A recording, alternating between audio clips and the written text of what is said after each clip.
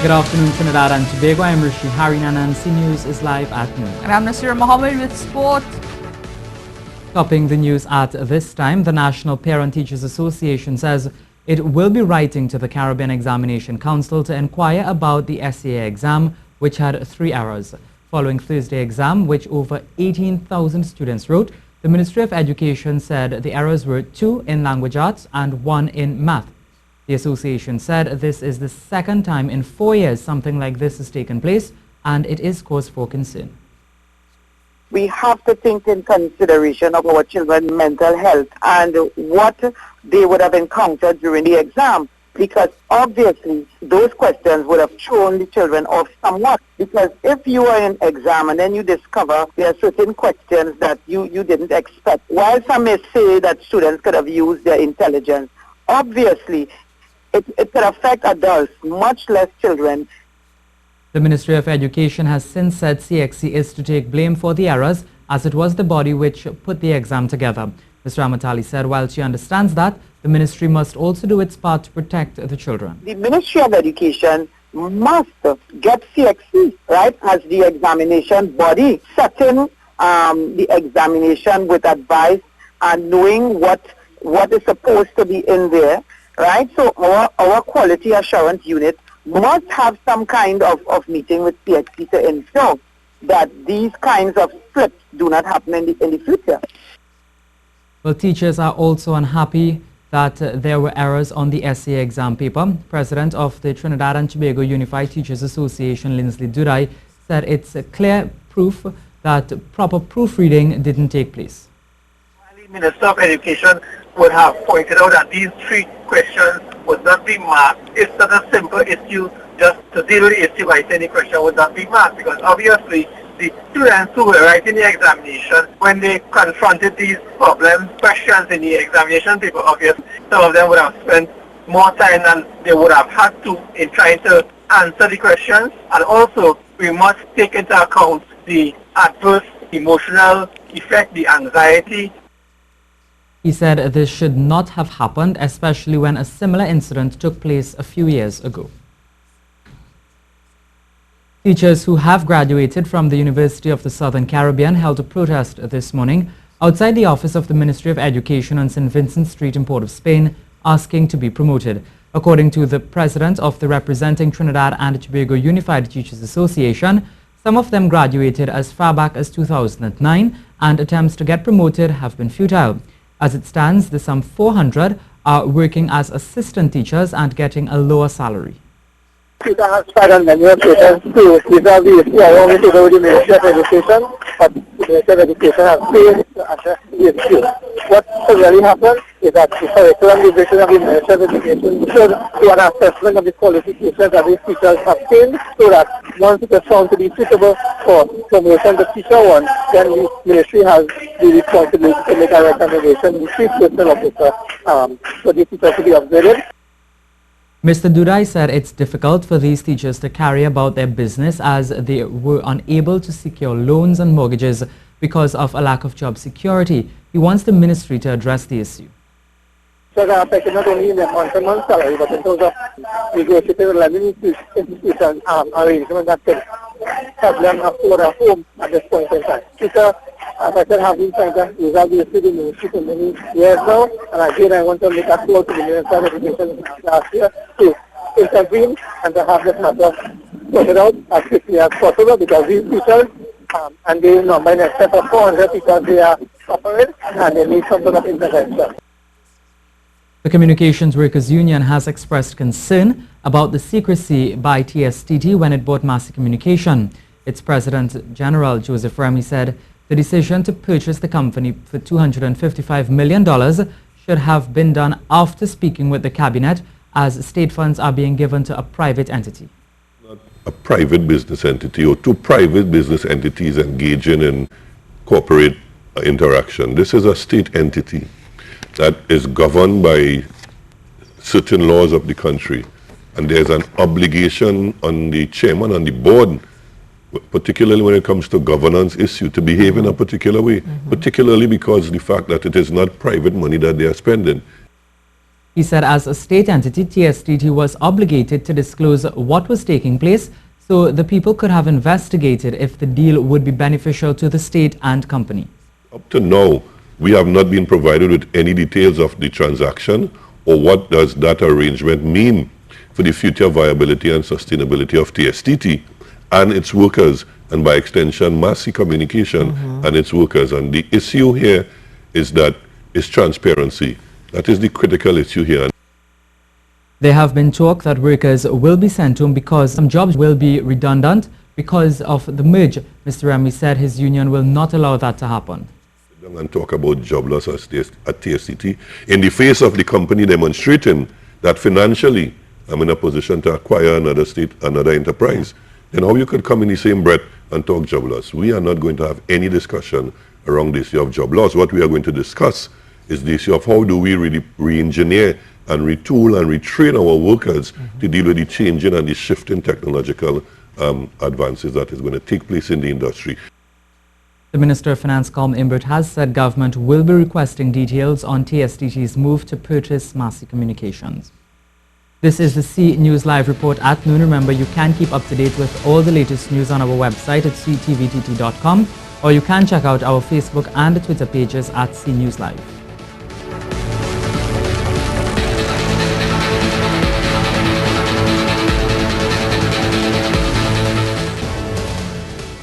The Communication Workers Union has filed an injunction to stop the tourism development company from sending workers home, and that matter will be heard in court this morning. Earlier this year, government announced plans to dissolve the TDC and create two separate entities to manage tourism, one in Trinidad and the other in Tobago. Since then, the CWU has filed an injunction for this not to go through. At the completion of that, we will make a statement. If it goes either way, we will make a statement accordingly. But what is of critical importance is that we have presented to the Minister of Tourism an alternative action plan for the TDC, which we have not had a response from as yet, and we are hoping that she will look at it, and that will be the basis and the platform for discussion about the future viability of the TDC. President of the Public Service Association, Watson Duke, says he is saddened to hear what is taking place at the Treasury building and noted action will be taken if need be. It's being reported that workers were told to contribute money to buy items such as toilet paper and paper towels. It was also reported that there is also no drinking water in the building and workers have not gotten payslips because it's claimed there is no paper. If there's anything untoward, we will take direct action, whatever that turns out to be. But they must respect human resources in this country. They must respect that. In a real world, this government, all 12 or 15 of them would have been charged for crime against humanity. They are like Saddam, you know. They're bullying the people on them. Mr. Duke said he was told by the Permanent Secretary in the Ministry of Finance of what's taking place. However, he wants to get a first-hand look and see if the claims are true. If they are, action will be taken. He said to me, Watson, that is madness that's taking place, and I put a stop to it immediately. So I expect that when I touch the road this morning, at those areas around town, Port of Spain, that it reflects a change of policy. Nobody should buy drinking water. As a matter of fact, there are a number of these these fridges that supply juices and all kind of soft drinks and things, right? That is a business deal, you know. We don't want them in the workplace, you know. We want drinking water in the workplace, all right? And I will have to write to them on that. Take that out of the workplace, put it in the cafeteria. Now here's Ian Wallace with your afternoon weather. It's the end of the working week, and as we head into the weekend, there are some clouds around. Showers will still be favouring Trinidad's hillsides, and maybe the occasional brief one coming across Tobago. For the most part, we'll still feel quite steamy at times. 32 degrees Celsius set for Tobago, 34 degrees Celsius expected in Trinidad. Heading offshore, look for easterly winds of 15 knots with some white capping, but with a moderate chop of 1.5 to 2 meters and easterly swells short of 6 to 8 seconds. Look for your high tide at 12:30 p.m. and your low tide at 6:30 p.m. under a waxing moon. That's the latest weather, and I am meteorologist Ian Wallace. President of the Bankers Association of Trinidad and Tobago, Anya Schnur, says there is absolutely no collusion relating to bank fees and charges in the banking sector. She made the comment during a sitting of the Joint Select Committee of Parliament this morning. Janine Brown tells us more. The president of the Bankers Association, Anya Schnur, says much of the public's criticism of banking fees and charges are due to misconceptions. She says a recent report from an international accounting firm shows that not much has changed in the last decade. Fees have not increased annually for any fee category analyzed over the last 10 years. Fees and service charges were adjusted only 3 times over the last 10 years and independently of each bank. For some fee categories, there were no increases over the past 10 years. In fact, she says the Trinidad and Tobago banking sector imposes the lowest charges in the region. When compared to similar services provided by banks in the region, in almost all fee categories in Trinidad and Tobago were lower than our regional counterparts. The BAT president clarifies that the association cannot influence the individual decision of member banks, stating that this is determined by the cost to provide these services to the public. Meanwhile, BAT treasurer Karen Darbesi says the public often assumes that the high profits recorded by banks annually are retained by the sector. She explained there's much payout that needs to be deducted from that money. The first thing that comes out as a payment from profits are taxes. The second point that comes out of profits are dividend payments.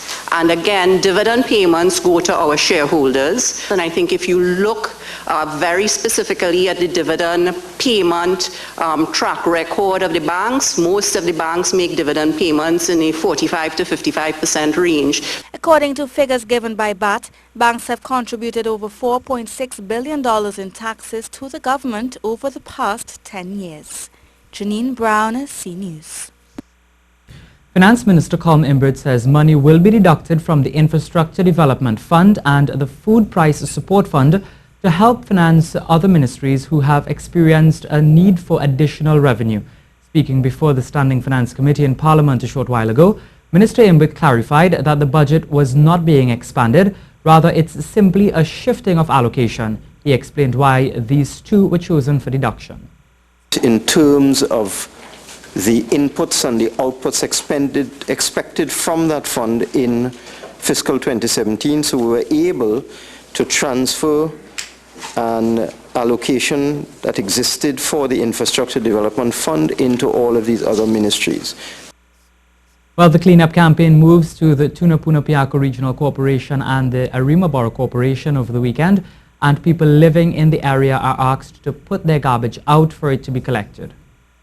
Well, we urge people to start from earlier this week, and we hope that they will have already started to put out this stuff. So today, tomorrow, we want them to probably put out stuff until probably about Sunday. And we will then have all of the trucks that committed to us come and pick it up. In Arima, I think they have some transfer stations, right, yeah. Or they have some communal bins where you could put some of the stuff. The cleanup activity will go for a week after the launch, which will take place tomorrow. The main launch will be at the Etihad ground and a smaller launch at the Larry Gomes Stadium. We have coordinators who will be working from there and sending people out, all right? Our works foremen, all right, health inspectors, they are coordinators in different areas, all right? By this evening, they should be driving around to ascertain the amount of garbage that is actually piled up thus far, because we have a cutoff period for people actually putting out garbage, and we are trying to make sure, because we don't want to have the place being littered all over, all right, by the time we're ready to finish. Parents need to educate themselves about sex and then teach their children about it. The view of sexologist Onika Henry. She says it seems as though there is a rise in the number of young people wanting to have sex, and they may not be going about it the right way. She said parents need to teach their children morals and values. So parents themselves are at a loss to explain, understand, and be comfortable with their own.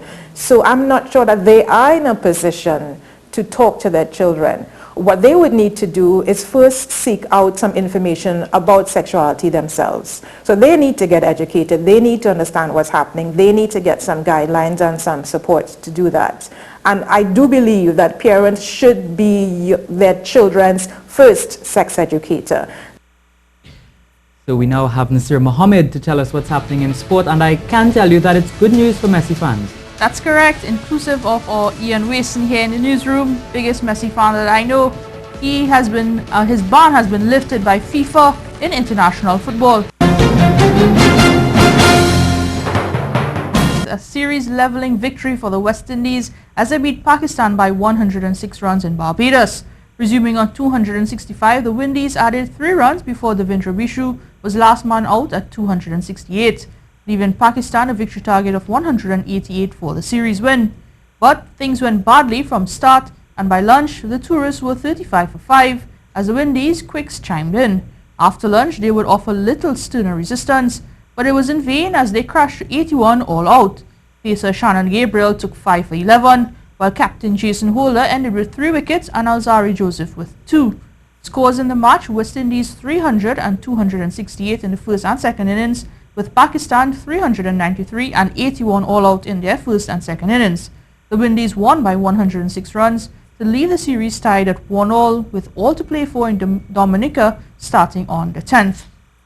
And after the 106-run win, the West Indies captain Jason Holder thanked his team for their collective efforts for the victory, while his opposite number was left scratching his head as to what went wrong with his side's batting. Well, that's it for sport for today. Well, that's how we end the C News Report. At noon, I'm Rishi Harinanan. And I'm Nasira Mohammed. Remember, for up-to-date and breaking news throughout the day, visit the C News website at ctvtv.com. Have a good afternoon.